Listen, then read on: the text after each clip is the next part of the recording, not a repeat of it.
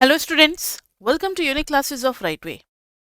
आज बच्चे स्टैट्स 2 के हम लोग सेकेंड क्लास में हैं। फर्स्ट क्लास में हमने 5.3 किया था, जिसमें सैम्पलिंग के हमने सारे कॉन्सेप्ट्स लिए थे। 4 GB 8 GB वाला जो था मेमोरी कार्ड, उसका हमने सैम्पल भी बनाया था। एंड देन फिर उसके कॉस्टिंग का हमने एक्सपेक्टेड कॉस्ट वगैरह सब कुछ निकाला था। ठीक है। और ये भी वेरीफाई किया था कि expected value of sample mean is equal to population mean and expected value of sample variance is equal to population variance, ये भी हमने वेरीफाई किया था। आज बच्चे कुछ नया पढ़ने वाले हैं। आज क्या पढ़ने वाले हैं हम लोग? तो आज अब हमारे पास ना एक्स का डिस्ट्रीब्यूशन नहीं होगा, सैंपल मीन का डिस्ट्रीब्यूशन होगा। अब हमारे पास ऑब्जर्वेशन में बहुत सारे सैंपल मीन है, एक्स नहीं है। फर्स्ट सैंपल मीन होगा, सेकंड सैंपल मीन होगा, ऐसे बहुत सारे सैंपल मीन होंगे। अब उनका डिस्ट्रीब्यूशन चलेगा। What is the probability that sample mean lies between this and this, like ऐसा क्वेश्चन आएगा। पहले एक्स के लिए चैप्टर 4 में हमने पढ़ा था ना नॉर्मल डिस्ट्रीब्यूशन, तो वहां हम लोग पढ़ते थे कि what is the probability that X lies between A and B. अब यहाँ पढ़ेंगे what is the probability that sample mean lies between A and B. तो फर्क है दोनों में। थोड़ा सा इसके डिस्ट्रीब्यूशन पे जाने से पहले हमें 3-4 पॉइंट नोट करने होंगे पहले, तब हम इसका क्वेश्चन कर पाएंगे। तो आते हैं हम लोग किस पे? डिस्ट्रीब्यूशन ऑफ सैंपल मीन, और इससे पक्का क्वेश्चन आना ही आना है। तो write down, late late x1। अब हमारे पास बहुत सारे सैंपल है और उनके मीन को हम लोग ले रहे हैं। Let x1 x2 x3 dot dot dot dot dot xn be a random sample from a distribution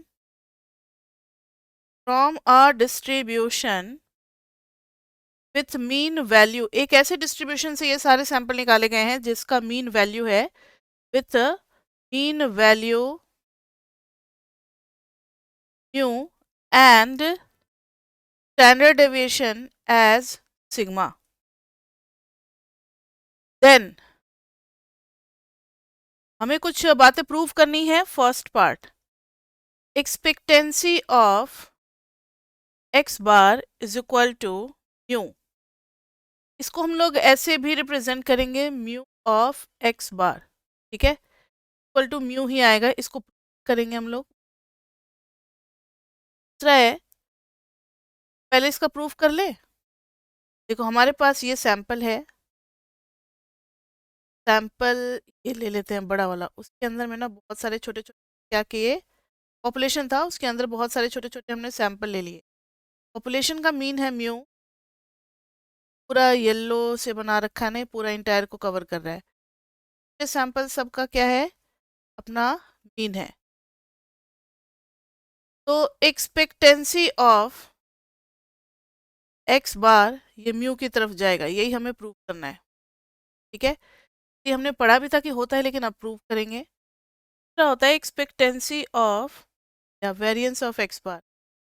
x bar का तो एक्सपेक्टेंसी होगा, तो variance of x bar equal to sigma square by n. ठीक है, ये सब पढ़ेंगे हम लोग अभी, एक एक करके सबको प्रूव करते हैं। यहाँ देखो, तो एक्सपेक्टेंसी ऑफ एक्स बार निकालना है हमें। एक्स बार का फॉर्मूला क्या होता है, x1 अगर सैंपल के अंदर का एलिमेंट है, x2 से लेकर के कहाँ तक, xn बाई एन का, है ना। अब ये 1/n आ जाएगा बाहर, एक्सपेक्टेंसी का रूल लग जाएगा, e of x1 plus e of x2 plus plus plus plus plus e of xn। तब आप ऐसा, अगर ये एक सिंगल सैंपल है, ध्यान से सुनो, ये इसके अंदर बहुत सारे एलिमेंट है, x1 x तरीके से। ठीक है, तो ये आ गया हमारे पास, सबका सम किया तो आपको पता है कि एक्सपेक्टेंसी ऑफ एक्स म्यू हो जाएगा। क्यों? क्योंकि वो x, ध्यान से सुनना, ये x अगर इस सैंपल का एलिमेंट है, at the same time that is a part of population also, उसकी एक्सपेक्टेड वैल्यू म्यू भी हम लोग यूज कर सकते हैं। इसलिए यहाँ पर हम लोग म्यू यूज कर रहे हैं, म्यू यूज कर रहे हैं। समझ में आ गई बात?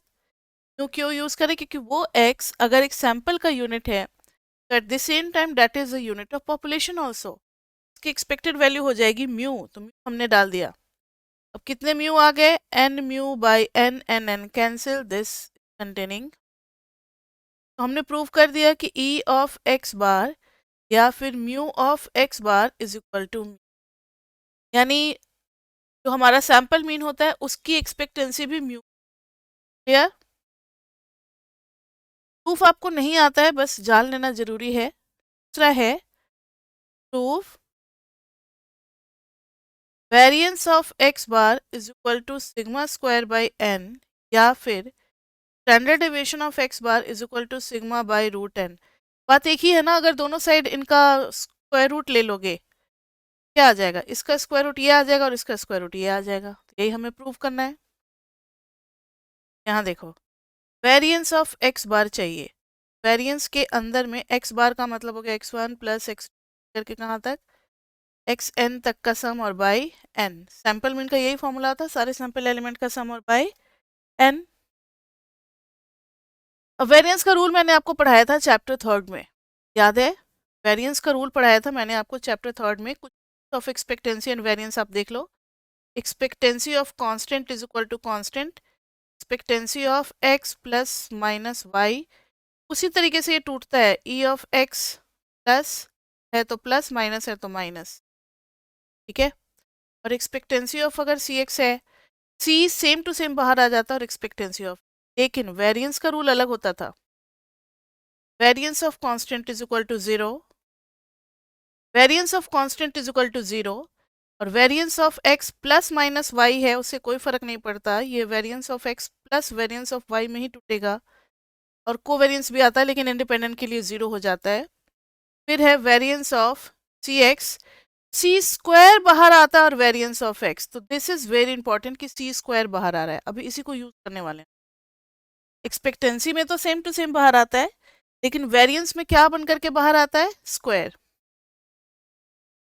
तो ये जो 1/n जो कोफिशिएंट है ये बन जाएगा 1/n स्क्वायर, और अंदर में क्या आ जाएगा, variance of x1 plus variance of x2 से लेकर के वेरिएंस ऑफ xn तक। अब मुझे बताएं आप लोग कि वेरिएंस ऑफ x का फॉर्मूला हम लोगों ने पढ़ रखा है, क्या होता है? फिर से वही बात, ये x जो है ये अगर हमारा सैंपल का यूनिट है तो पॉपुलेशन का भी है। इनका वेरिएंस जो है जब हम पॉपुलेशन का कंसीडर करेंगे तो इनका वेरिएंस हो जाएगा सिग्मा स्क्वायर। ठीक है? देखो ध्यान से, ये हो जाएगा sigma 1 square, sigma 2 square plus plus plus plus sigma n square, लेकिन लिए गए हैं सारे एक ही पॉपुलेशन से, सेम डिस्ट्रीब्यूशन से लिए गए हैं। 1/n ये हो जाएगा सिग्मा स्क्वायर, सिग्मा स्क्वायर इस सेम डिस्ट्रीब्यूशन से लिए गए हैं सिग्मा स्क्वायर, ये आ गया 1/n, सॉरी n स्क्वायर था ना, n स्क्वायर स्क्वायर, और ऊपर में आ गया n into sigma square, n से n cancel, sigma square by n। ये क्या आ गया, variance of x bar is equal to sigma square by n, और इसी का अंडर रूट ले लोगे तो standard deviation of sigma is equal to sigma by root n। ठीक है? ये दोनों ही फॉर्मूला आपको याद रखना है, इनका यूज होगा क्वेश्चन में। थर्ड है, थर्ड, इफ टी नॉट जो है वो टोटल सम का है, sample total, if T naught is sample total, sample total that is T naught is equal to x1 plus x2 से लेकर के कहाँ तक, xn तक, देन हमें प्रूव करना है, then expectancy of sample total is equal to n into mu, and variance of sum total equal to n into sigma square, और फिर इसी का अंडर रूट ले लोगे तो sigma of sum total is equal to n का हो जाएगा रूट n और सिग्मा स्क्वायर का सिग्मा। ठीक है? तो आपको बस ये दोनों याद होना चाहिए, काफ़ी है। इसका भी प्रूफ आप चाहो तो कर सकते हो, इसी तरीके से सेम तरीके से होगा। एक्सपेक्टेंसी ऑफ टी नॉट करोगे, n तो है नहीं नीचे, क्या है हमारे पास x1 प्लस x2, ये देखो ना टी का, ये सिंपली x1 से लेकर के xn तक का सम, ये आ जाएगा expectancy of x1 plus expectancy of x2 से लेकर के कहाँ तक, एक्सपेक्टेंसी ऑफ xn तक। ये हो गया म्यू, हो गया म्यू, ये हो गया mu, this is n into mu. ठीक है, आ गया। उसी तरीके से वेरिएंस ऑफ टी नॉट की जरूरत पड़ेगी बच्चे, वेरिएंस के अंदर में x1 प्लस x2 से लेकर के कहाँ तक, xn तक। This will be variance of x1 plus variance of x2 से लेकर के वेरिएंस ऑफ xn तक। वेरिएंस ऑफ x1 क्या हो जाएगा, variance of x1 is equal to sigma square plus plus plus sigma square, this is n into sigma square. तो हो तो गया prove, n into sigma square और n इंटू, ये आ गया n इंटू म्यू और n इंटू सिग्मा स्क्वायर, तो क्या प्रूव कर दिया। अब अगर स्टैंडर्ड डेविएशन चाहिए तो standard deviation of T naught equal to root n to sigma. तो ये तीन आपको पता होना चाहिए क्योंकि इन्हीं पे बेस्ड क्वेश्चंस है इस वाले सेक्शन में, जिसमें हम लोग डिस्ट्रीब्यूशन ऑफ मीन और डिस्ट्रीब्यूशन ऑफ सैंपल टोटल, दो टाइप का डिस्ट्रीब्यूशन है, distribution of mean and distribution of sample total, तो दोनों पे क्वेश्चंस हमें करने हैं। रेडी है आप लोग, पढ़े आगे। यस मैम, ठीक है। एग्जाम्पल 5.24, सभी कोई अपना अपना रीडिंग निकाल लें। एग्जाम्पल 5.24 देखना। In a notched tensile fatigue test on a titanium specimen, the expected number of cycles to first acoustic emission। खैर बच्चे इसमें घबराने की कोई बात नहीं है, ऐसे ऐसे लैंग्वेज यूज कर रखे हैं ना कि कॉमन पीपल के समझ में आने वाला है ही नहीं ये लैंग्वेज। क्यों, क्योंकि ये बुक जो है ना डिवोर की, वो इंजीनियरिंग के स्टूडेंट के लिए बनाई गई है, तो इंजीनियरिंग वाले बच्चे इन टर्म से का अब मतलब वाकिफ होंगे, उन्हें पता होगा कि हर टर्म का मीनिंग क्या है। लेकिन चलो हम लोग फिर भी अपनी कोशिश करते हैं। तो first acoustic emission is mu, चलो म्यू तो मिला हमें, mu is equal to 28,000 and the standard deviation of the number of cycle is, standard deviation भी दे रखा है, sigma is equal to 5000। Let x1 x2 x25 be a random sample of size 25, यानी n is equal to कितना है 25 है, sample size जो है वो कितना है 25 है। रैंडम सैंपल एक ले लिया, where each xi is the number of cycles on a different randomly selected specimen. ठीक है, अलग अलग स्पेसिमेन पे जो भी ऑब्जर्वेशन आई थी उनको रख दिया है, 25 ऑब्जर्वेशन आ गए। Then the expected value of the sample mean बोला है निकालने को, ई ऑफ एक्स बार क्या होगा, इसका यूज होगा आगे। डिवोर में क्या करता है कि एक ही एग्जाम्पल को आगे आगे कंटिन्यू करता रहता है, इसलिए थोड़ा सा यहाँ बताया, फिर नेक्स्ट एग्जाम्पल में थोड़ा सा और एडवांस करेगा, इसका यूज होगा, इसलिए ध्यान रखें। फिर उसके बाद से हमें चाहिए standard deviation of T not, mean चाहिए पहले, मीन के बाद से चाहिए ये सिग्मा ऑफ टी नॉट भी चाहिए, क्या दोनों चाहिए, और एक्सपेक्टेंसी ऑफ टी नॉट भी चाहिए।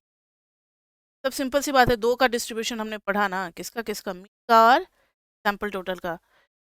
सैंपल मीन का भी एक्सपेक्टेंसी चाहिए, सैंपल टोटल का भी सैंपल मीन का भी स्टैंडर्ड डेविएशन चाहिए, सैंपल टोटल का भी स्टैंडर्ड, बस कुछ नहीं करना, जो हमने फॉर्मूला पढ़ा था वही अप्लाई कर देना है। Expectancy of x bar is equal to क्या था, जल्दी बताओ, याद है था, जो कितना है 28,000। फिर एक्सपेक्टेंसी ऑफ टी नॉट ये कितना था, n इंटू था, n कितना है, सैंपल साइज 25, 28,000, सॉल्व करोगे 7 लाख आ गया। अब है variance of x bar equal to क्या था, sigma square by n, sigma square is 5000 square by 25, यहीं से स्टैंडर्ड डेविएशन ऑफ मीन निकाल देंगे, तो root under variance of mean आ जाएगा 5000 बाई रूट अंडर 25 यानी कि 5, जो कि आ गया 1000। अब है variance of sample total. Variance of sample total में बताया था n into sigma square. n is 25, what is sigma square, given है 5000 का स्क्वायर, 5000 का स्क्वायर। लेकिन पूछा स्टैंडर्ड डिवीजन है तो क्यों कैलकुलेशन करें, सीधा इसका अंडर रूट ले लेंगे वेरिएंस ऑफ टी नॉट का। ये आ जाएगा 25 टू 5000 का स्क्वायर। 25 का आ गया 5 और 5000 का स्क्वायर का आ गया 5000, दैट इज 25,000। ठीक है, ये आ गया। क्लियर बच्चे, ये हमने यहाँ निकाल लिया है और इन सब की जरूरत पड़ेगी आगे के क्वेश्चन में। ध्यान रहे इन सबको आप अपने नोटबुक में लिखते चले, इसीलिए हम कहते हैं कि नोट्स बनाया करो। जब पूछेंगे कि क्या था 5.24 में तो आपको ये सारी वैल्यूज बतानी पड़ेगी। मैम ये इतना आया था, ये इतना आया था, फिर ये चाहिए होगा, फिर ये चाहिए होगा। ठीक है, ये सब हमें चाहिए होगा चारों वैल्यू। अब देखो जरा, case of normal distribution of population, next topic लिखना, case of normal population, case of normal population distribution, case of normal population distribution. तो इसमें देखना, सबसे पहले इसका एक स्टेटमेंट है कि अगर हमारे पास कोई एलिमेंट है सैंपल का जो कि नॉर्मल पॉपुलेशन से लिए गए हैं, देन इसका मीन और सैंपल टोटल भी नॉर्मली डिस्ट्रीब्यूटेड होगा। ये बात आई समझ में। मान लो ये एक नॉर्मल डिस्ट्रीब्यूशन से मैंने एलिमेंट चूज करके एक सैंपल बना लिया, उस सैंपल का मीन और उस सैंपल का जो भी सैंपल टोटल होगा वो भी फॉलो करेगा किसको, इसी बात को हमें लिखना है। चलो लिखते हैं, इफ x1, क्योंकि इस पे ना एक रिजल्ट है और उसके बेसिस पे बहुत सारे न्यूमेरिकल हम कर सकते हैं, ये ध्यान से देखें। x1 x2 xn are elements. बच्चे आप अपने सीनियर से पूछना जरा इकोट्रिक्स में कितना स्ट्रगल करना पड़ रहा है। जिन बच्चों को स्टैट्स नहीं पढ़ा था ना, अब स्टैट्स पढ़ रहे हैं क्योंकि इकोट्रिक्स समझ में आएगा ही नहीं। आप लोग ये गलती मत करना, आप स्टार्टिंग से ही अपना क्या करो, स्टैट्स को पक्का कर लो ताकि इकोट्रिक्स सबको बिल्कुल बस यूं गेम लगे, आराम से करते चले। इकोट्रिक्स मोस्ट डिफिकल्ट पेपर माना जाता है इको ऑनर्स में, बच्चों को बहुत परेशान करता है वो, कि उसके लिए चाहिए होता है आपको स्टैट्स और मैथ्स। मैथ्स तो चलो थोड़ा बहुत आता है, मैथ्स इतना ज़रूरी नहीं है बहुत ज़्यादा, स्टैट्स का काफ़ी ज़्यादा यूज़ है। मैथ्स तो हम बचपन से पढ़ते चले आते हैं ना, तो इंडियन सिलेबस में बच्चों को उतना मैथ्स आता है। स्टैट्स जो है ये बिल्कुल नया होता है, ये 11th-12th में पढ़ा होता। स्टैट्स आपको यहाँ अच्छे से आना चाहिए। पहले ही बता देते हैं कि 5, 6, 7, 8 ये सब इकोट्रिक्स के लिए काफ़ी ज़्यादा ज़रूरी है, तो आप अभी से पढ़ लें। ये सेमेस्टर में भी अच्छा मार्क्स आ जाएगा और नेक्स्ट सेमेस्टर में इकोट्रिक्स भी जाएगा। तो यहाँ देखें, x1 x2 xn are elements from sample. सारे नोटबुक को संभाल करके रखना है जब तक कि आप इको ऑनर्स नहीं कर लेते, और अगर मास्टर्स करना है तो भी आपको संभाल करके रखना है कि हर चीज़ का कहीं ना कहीं यूज होता रहता है। From sample of normal population with mean mu and standard deviation sigma. ये नॉर्मल पॉपुलेशन है जिससे सैंपल लिए गए हैं। Then for any n mean is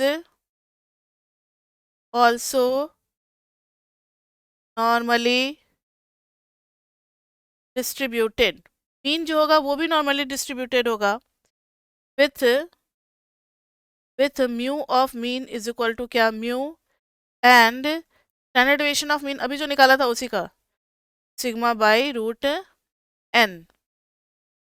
ठीक है, T naught is also normally distributed, T naught is also normally distributed,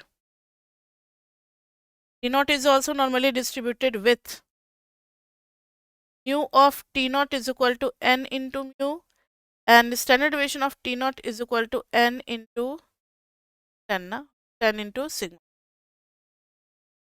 तो ये सब आपको पता होना चाहिए कि जब हम इसका नॉर्मल डिस्ट्रीब्यूशन यूज करेंगे तो उस टाइम में मीन इसका ये हो जाएगा और स्टैंडर्ड डिविएशन ये हो जाएगा, तो फॉर्मूला भी बदलने वाला है जेड का।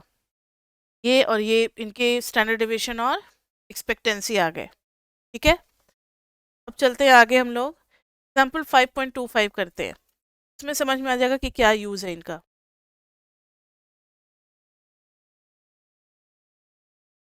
Example 5.25,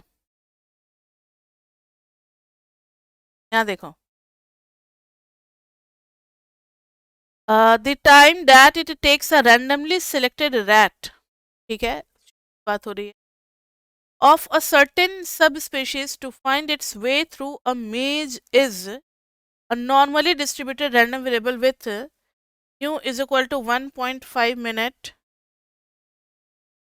and sigma is equal to 0.35 minute.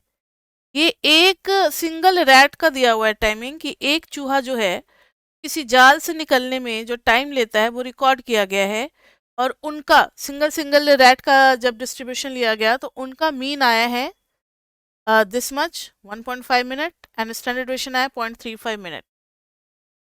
अब ये ले रहे हैं assuming the exercise to be random sample from the, अच्छा नहीं अभी एक लाइन छूट गया, सपोज 5 रैट्स आर सिलेक्टेड, यानी सैंपल साइज कितने का है, 5 का है, 5 rats are selected, late x1 से लेकर के x5 denote their times in the maze, x1 x2 x3 x4 x5, ये क्या है, ये टाइम है टोटल 5 रैट्स ने जो अलग अलग टाइम, किसी ने 2 मिनट लिया होगा, किसी ने 8 मिनट लिया होगा, किसी ने 5 मिनट लिया होगा, ठीक है, किसी ने 1 ही मिनट लिया होगा, तो सबका टाइम रिकॉर्ड किया गया। ये 5 रैट का अपना अपना टाइम है। Let x1 x2 x5 denote their times in the maze, assuming the exercise to be random sample from this normal distribution, ठीक है, ये इसी नॉर्मल डिस्ट्रीब्यूशन के सैंपल हैं। What is the probability that the total time, देखो इन्होंने बोला T not जो है वो सैंपल टोटल है, अब टोटल टाइम का डिस्ट्रीब्यूशन पूछ रहे हैं, प्रोबेबिलिटी किसके ऊपर बेस्ड है, टोटल टाइम के ऊपर बेस्ड है। T naught is equal to हो जाएगा x1 plus x2 plus x3 plus x4 plus x5, ये हो जाएगा ना total time. Total time taken by all the 5 rats come out of the maze, that is t naught, t naught is plus x2 plus x3 plus x5।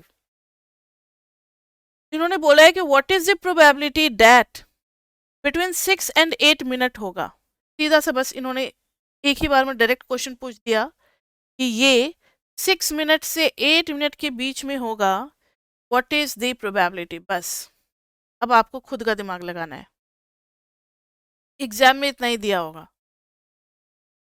अब मुझे बताओ ये distribution किसका है, किसके ऊपर प्रोबेबिलिटी पूछा है, टी नॉट के ऊपर, तो यहाँ पर जो है वो डिस्ट्रीब्यूशन किसके हिसाब से चलेगा, सैंपल टोटल के हिसाब से चलेगा।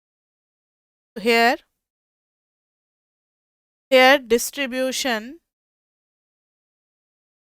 Distribution of sample total is, कभी सैंपल मीन भी हो सकता है, अभी सैंपल एवरेज टाइम बोला है या क्या बोला है, अच्छा ठीक है, आगे एवरेज टाइम का भी है, अभी सैंपल टोटल का क्वेश्चन ये भी पूछा है आगे चल करके, what is the probability that average time is at most, average time taken by all the 5 rat is at most 2 minute का क्वेश्चन था, average time is at most minute, mathematical language में ये बना दिया हम लोग, दोनों को निकालना है। तो here distribution of sample total is required, अब सिर्फ सैंपल टोटल नहीं, सैंपल मीन भी चाहिए, एंड सैंपल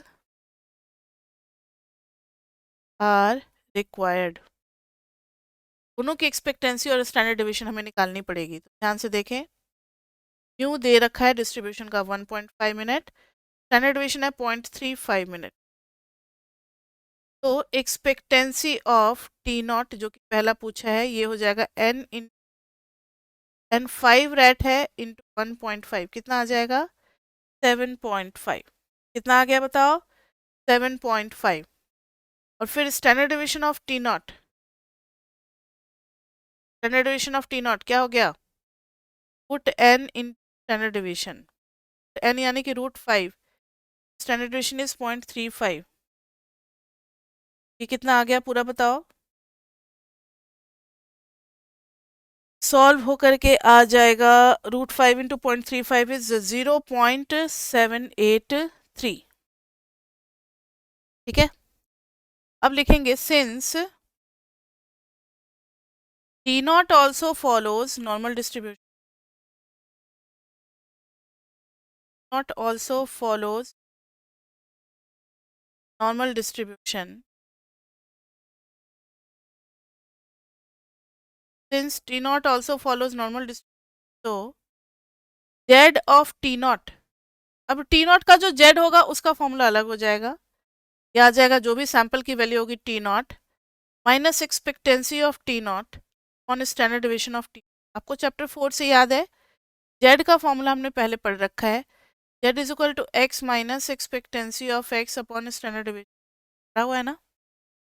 यहाँ पर टी नॉट के हिसाब से चल रहा है तो टी नॉट वाली ही वैल्यू पुट करनी पड़ेगी, z of T naught is equal to t naught minus expectancy of T naught is 7.5 upon में sigma of T naught that is 0.783। अब जो प्रोबेबिलिटी पूछा है, probability for t naught lying between 6 to 8, इसको हम convert कर सकते हैं probability of z lying between Z1 and Z2, where Z1 क्या हो जाएगा 6 माइनस 7.5 ऑन 0.783 एंड Z2 क्या हो जाएगा 8 माइनस 7.5 ऑन 0.783, Z1 कितना आ गया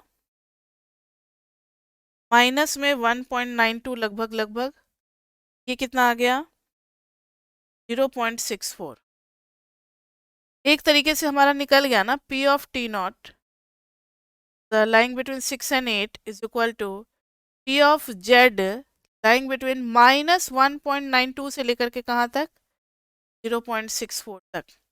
अब आपका चैप्टर 4 का नॉर्मल डिस्ट्रीब्यूशन आपको अच्छे से आना चाहिए, तो आपको पता है जब भी हम बिटवीन का एरिया निकालते हैं तो राइट वाले में से लेफ्ट वाले का माइनस करते हैं ना, phi of 0.64 minus phi of minus 1.92, और ये दोनों एरिया आपको देखने आता है नॉर्मल डिस्ट्रीब्यूशन का, अगर नहीं आता है तो फिर आप स्टैट्स का चैप्टर 4 पहले रिवाइज कर लें नॉर्मल, तब आप ये क्वेश्चन करें। चैप्टर 5.4 नहीं हो पाएगा विदाउट नॉर्मल। जब आप 5 देखोगे तो टेबल में ये आ जाएगा 0.7389, इनके अपने टेबल होते हैं नॉर्मल के, दो पेजेस होते हैं, एक नेगेटिव के लिए और एक पॉजिटिव के लिए, नेगेटिव वाला लेफ्ट में होता है, पॉजिटिव वाला राइट में होता है, 0 एरिया के सामने देख लेते हैं और 1.92 के सामने लेफ्ट वाले पेज पे देख लेंगे तो पता मिल जाएगा हमें, और ये प्रोबेबिलिटी ही होती है एरिया जो होती है, और जब डिफरेंस देखोगे तो 0.7115 आ गई वैल्यू। ये तो हमने टी नॉट के बारे में जो पूछा था ना उस पार्ट को हमने सॉल्व कर लिया, इसको सॉल्व किया हमने, टी नॉट को सॉल्व किया। अब दूसरा डिस्ट्रीब्यूशन मीन का भी है, उन्होंने पूछा है कि probability of average time is at most 2 minute. अब इसका जेड ऑफ एक्स मीन का फॉर्मूला निकालेंगे तो x mean minus expectancy of X mean upon standard deviation of X mean, mean तो आएगा ना रीडिंग से, सैंपल रीडिंग से जो भी होगा, एक्सपेक्टेंसी ऑफ एक्स मीन तो हमने निकाल रखी है, निकाला, अच्छा ठीक है तो यहाँ पे साइड में निकाल लो ना, expectancy of X mean is equal to mu, same रह जाएगा, standard deviation of X mean equal to sigma by √n, हो जाएगा 0.35 बाई √5, सॉल्व करके देखो तो कितना आ रहा है 0.1565, सब आगे बात। अब आ जाओ सबको पुट करेंगे हम लोग, मीन माइनस में 1.5 एक्सपेक्टेड वैल्यू और स्टैंडर्ड डिवीजन जो निकाला था 0.156। अब देखो प्रोबेबिलिटी पूछा है mean less than equal to 2, इसको हम लोग नॉर्मल डिस्ट्रीब्यूशन पे कर देंगे। क्यों? क्योंकि mean also follows normal distribution, also follows normal distribution. अभी तो हमने पढ़ा था ना कि अगर नॉर्मल पॉपुलेशन से आप अगर सैंपल लेते हैं, उसका सैंपल टोटल और उसका सैंपल एवरेज दोनों ही नॉर्मल डिस्ट्रीब्यूशन फॉलो करेगा। तो P for x bar less than equal to 2 हो जाएगा P Z less than equal to Z1, where Z1 2 से कनेक्टेड होगा ना, where Z1 is equal to 2 minus 1.5 upon में 0.1565। सॉल्व करेंगे कितना आ जाएगा, पूरा सॉल्व करोगे तो ये आ जाएगा 3.1948, लगभग 3.19। अब आपको चाहिए P for mean less than equal to 2, तो आप इसको कर दोगे P for Z less than equal to 3.19, और लेस देन इक्वल टू का मतलब 5 ही होता है, 3.19। अभी बच्चे अगर हम आपको कोशिश करें भी ना समझाने का कि कैसे एरिया देखते हैं तो नहीं बता पाएंगे। बैक में अगर जाने लगे तो बहुत टाइम लग जाएगा, स्टार्टिंग से बताना पड़ेगा। वो आप चैप्टर 4 में एक बार लॉगिन आईडी जनरेट करा करके और चैप्टर 4 में एक बार रिवाइज कर लो नॉर्मल डिस्ट्रीब्यूशन, काफ़ी अच्छे से वहाँ पे पढ़ा है। बस फर्स्ट क्लास ही रिवाइज करना। चैप्टर 4 में जो नॉर्मल डिस्ट्रीब्यूशन में 2-3 क्लास लगाई होगी मैंने, तो खाली एक ही क्लास आपको फर्स्ट क्लास बस सारे क्वेश्चंस वहाँ पे नहीं देखने, बस एरिया देखना आ जाना चाहिए। तो 5 ऑफ 3.19 कितना आ जाएगा, 0.999 आ गई प्रोबेबिलिटी। देखा, इस तरीके से हमने क्या किया, एक क्वेश्चन किया जिसमें प्रोबेबिलिटी पूछा गया था कि what is the probability that sample mean lies between certain range, sample total lies between certain range. ये हो गया हमारा 5.25। इसके बाद से आ जाते हैं हम लोग किस पे, CLT। किस पे आ रहे हैं हम लोग, CLT पे। CLT का फुल फॉर्म क्या होता है, सेंट्रल लिमिट थ्योरम। CLT का फुल फॉर्म क्या होता है, central limit theorem. CLT full form is central limit theorem।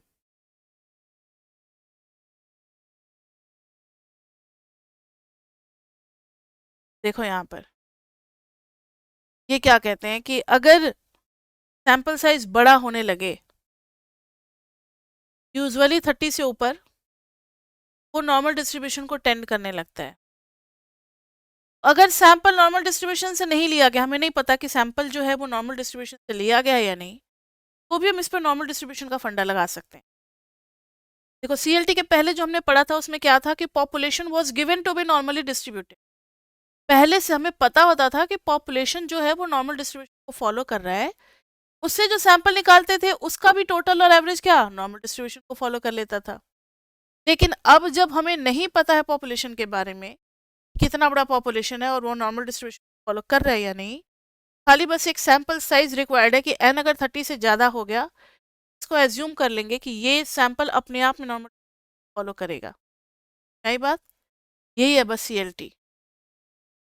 इस चीज़ को हम लोग लिख लेंगे एक बार, देखिए जरा। इफ CLT के दो पार्ट हैं, तो पहला if x1 x2 dot dot dot dot dot xn are a, और सेंट्रल लिमिट थ्योरम बताएंगे कि when population is not mention. ये कब लगाते हैं, population is not, population is unknown normal, तो पता नहीं है कि ये नॉर्मल है या नहीं है, सबकी बात। x1 x2 xn are a sample with, are a sample with mean mu and standard deviation sigma, then for sufficient large n, then for sufficient large n, usually greater than 30 by of thumb, usually greater than 30 by rule of thumb, x mean and t naught follows normal distribution. Normal distribution approximately. ठीक है। दूसरा है CLT और भी कहता है कि अगर n और ज्यादा बड़ा हो गया, मतलब 40 से ज्यादा अच्छा 50 वाला माना जाएगा, तो ज्यादा नॉर्मल होगा। जैसे जैसे सैंपल साइज बढ़ता चलेगा ना, डिस्ट्रीब्यूशन बिकम्स मोर नॉर्मल। तो if n becomes larger, then better is approximation to normal. Then better is approximation to normal. Normal की तरफ अच्छा अप्रोक्सीमेशन माना जाएगा। समझ में आ गई बात? अब बस एक दो एग्जाम्पल रह गए, इनको करते हैं, उसके बाद से हमारा 5.4 सेक्शन भी कंप्लीट हो जाएगा। हर चीज़ के लिए उन्होंने एक नया नया सेक्शन बना रखा है। पहले 5.26 देखें। द अमाउंट, में देखना, the amount of a particular impurity in a batch of a certain chemical product is a random variable with mean value 4 gram. mean value दे रखा है 4 gram and standard deviation is 1.5 gram. Standard deviation is 1.5 gram. If 50 batches are independently prepared, कितने batches हैं? 50 batches हैं. What is the approximate probability that the sample average amount, इसके बारे में पूछा है probability, sample average amount is between, sample average is between 3.5 to 3.8 ग्राम, ये पूछा है।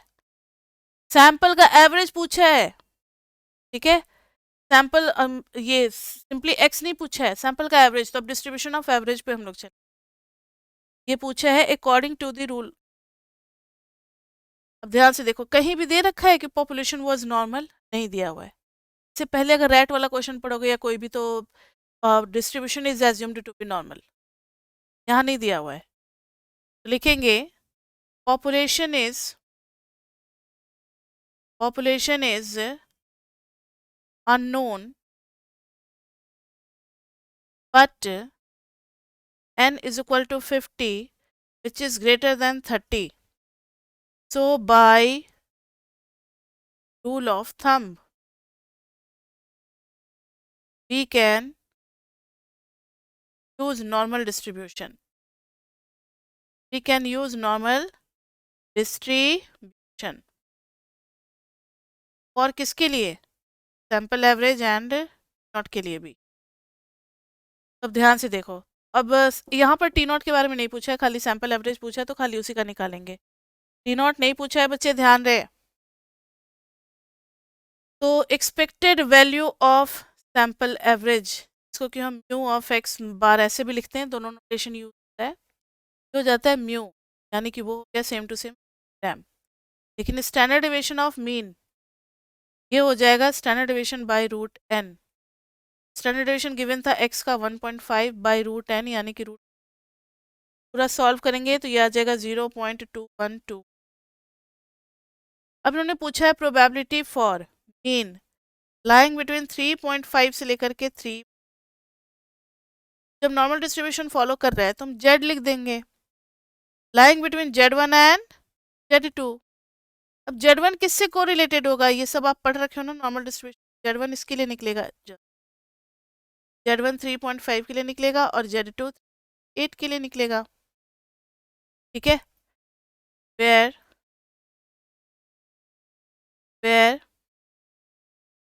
z1 is equal to 3.5 minus of x bar upon standard deviation of x bar, यह आ जाएगा 3.5 माइनस 4 अपॉन 0.212।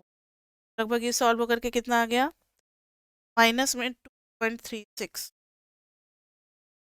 z2 निकालेंगे तो ये निकलेगा 3.8 के लिए, तो 3.8 minus of x bar upon standard division of x bar 3.8 minus 4 on में 0.212 लगभग लगभग ये आ गया माइनस में आएगा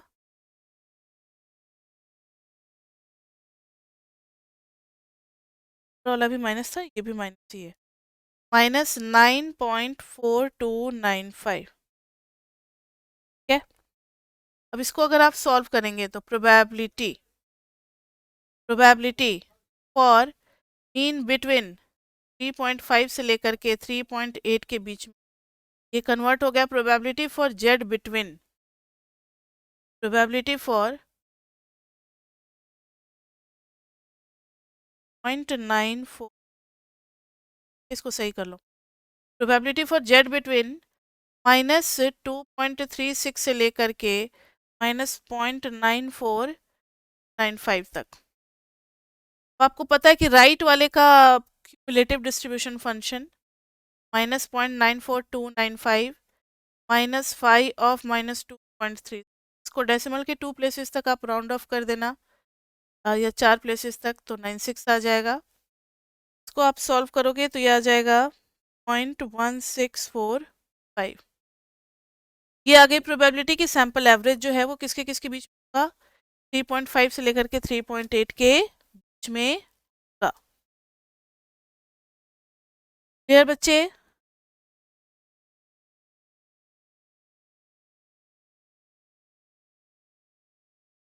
अब नेक्स्ट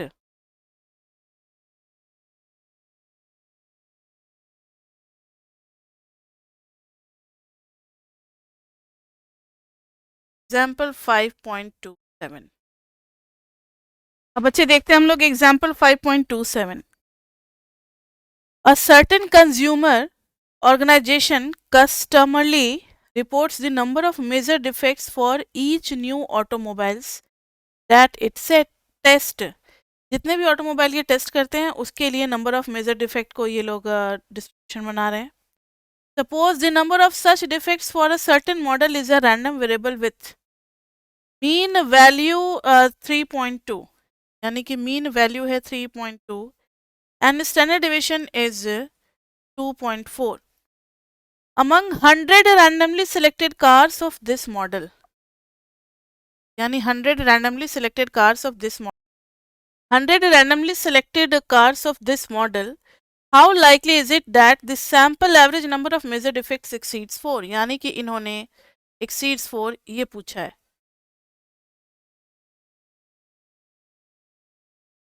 क्या पूछा है कि सैंपल मीन एक्सीड्स 4।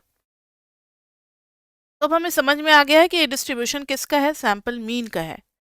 तो it is distribution of sample mean, it is distribution of sample mean. So expectancy of sample mean is equal to क्या हो जाएगा, mu 3.2। Standard division of sample mean is equal to sigma by root 10, ये हो जाएगा 2.4 by root under 100, यानी कि 2.4 by 10, ये आ गया 0.24। अब पूछा है probability for mean greater than 4, जो जगह probability for Z greater than 4 के लिए जो जेड आएगा तो 4 minus expected values 3.2 by 2 directly भी हम लोग कर सकते हैं ऐसे पुट करके, या Z1 मान करके भी आप कर सकते हो। तो probability for Z greater than 3.33, याद आ रहा है आपको, यहाँ पर 0 होता है, यहाँ पर 3.33 है। इसके राइट का एरिया अगर चाहिए, लेफ्ट वाला माइनस करना पड़ेगा ना 1 में से, हमारे पास तो सिर्फ टेक्निक जो है वो लेफ्ट निकालने का ही है। ये हो जाता है लेफ्ट वाला एरिया क्या हो जाएगा 5 ऑफ 0.33 और पूरा एरिया होता है 1 में से माइनस कर देंगे तो ये निकल आएगा। आ रही है बात? ये हो जाएगा 1 माइनस 5 ऑफ 3.33, ये हो जाएगा 1 माइनस 0.996, सॉल्व करेंगे तो 0.0। तो ये तो हम लोगों ने निकाल लिया और सीखा यही कि 5.4 में कि ठीक है डिस्ट्रीब्यूशन ऑफ मीन और डिस्ट्रीब्यूशन ऑफ सैंपल टोटल ही चल रहा है हर जगह। अब आगे इन्होंने CLT को समझाया हुआ है, n is greater than 30 then central limit can be used. Example 5.28 जो है वो प्रैक्टिकल है, वो आपको नहीं करना है। और other application of central limit theorem में लॉग नॉर्मल डिस्ट्रीब्यूशन का जिक्र किया है और वो हमारे कोर्स में नहीं है, इसलिए ये भी हम लोग नहीं करेंगे। तो हमारा यहीं तक में 5.4 जो सेक्शन है कंप्लीट होता है। लॉग नॉर्मल डिस्ट्रीब्यूशन बच्चे हमारे कोर्स में नहीं है, तो प्रोपोजिशन करने का कोई फ़ायदा नहीं है आगे वाला। तो आज तो बच्चे इतना ही हो गया। नेक्स्ट क्लास में हम लोग करेंगे सेक्शन 5.5। वहाँ पे लीनियर कॉम्बिनेशन होगा। आज तो हमने क्या देखा, केवल सैंपल मीन और सैंपल टोटल देखा था। वहाँ पे कुछ ऐसा हो जाएगा, दो सैंपल का लीनियर कॉम्बिनेशन हो जाएगा, 2 into first mean plus 3 into second mean, इस तरीके से। उनके लिए पूरा डिस्ट्रीब्यूशन, उनका एक्सपेक्टेंसी, उनका वेरिएंस, सब उन्हीं का डिस्ट्रीब्यूशन अलग चलेगा। इसके साथ फिर हमारा चैप्टर 5 हो जाएगा कंप्लीट। नेक्स्ट क्लास में बच्चे सेक्शन 5.5 के साथ हम लोग मिलते हैं। तो अभी तक के लिए इतना ही, and see you in the next class. Till then, bye bye bye bye.